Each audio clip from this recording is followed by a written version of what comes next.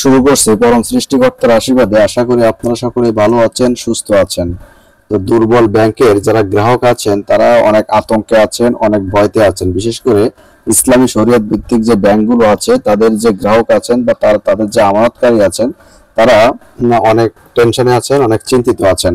তো এই বিষয়ে বাংলাদেশ ব্যাংকের গভর্নর কিন্তু আপনাদেরকে আশ্বস্ত করেছেন, আপনাদেরকে নিশ্চিত করেছেন যে আমানতকারীরা অবশ্যই টাকা ফেরত পাবেন, আপনাদেরকে ধৈর্য ধরতে বলেছেন। তো বাংলাদেশ ব্যাংকের গভর্নর কি বলেছে আমরা একটু ভিডিওতে দেখে আসি। চলুন আমরা ভিডিওটা দেখি।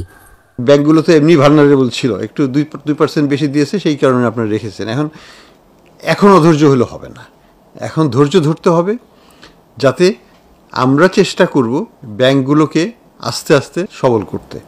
আমরা কিন্তু ওই 5 লক্ষ কোটি টাকা ছাপিয়ে কালকে দিব না, এটা দেওয়া যায়, এটা খুব সহজ, কিন্তু দিলে পরে মূল্যস্ফীতি 100% ছাড়িয়ে যাবে।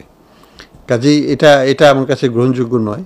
আমাদেরকে ডিপোজিটার্সকে উদ্বুদ্ধ করেই এই ব্যাংকগুলোকে ঘোরাতে হবে। অর্থাৎ আমি সবাইকেই বলবো যে আমরা কোনো ডিপোজিটারের টাকা একেবারে লস হয়ে যাবে বিশালভাবে, সেটা আমরা চাই না।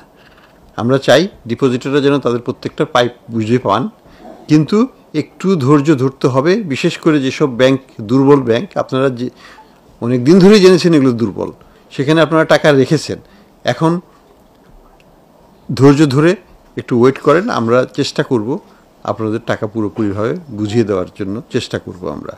কিন্তু আমরা সরকার থেকে টাকা ছাপিয়ে যে ওইখানে করবো সেটা আমরা করব না, কারণ সেটা জাতির জন্য ভালো হবে না। নতুন বোর্ডগুলো যেন সত্যি সত্যি ডিপোজিটারদের স্বার্থ নিয়ে, ব্যাংকের স্বার্থ নিয়ে আগামীতে কাজ করেন। কোনো ধরনের ম্যাল প্র্যাকটিস হলে আমরা কিন্তু কাউকে ছাড় দেব না।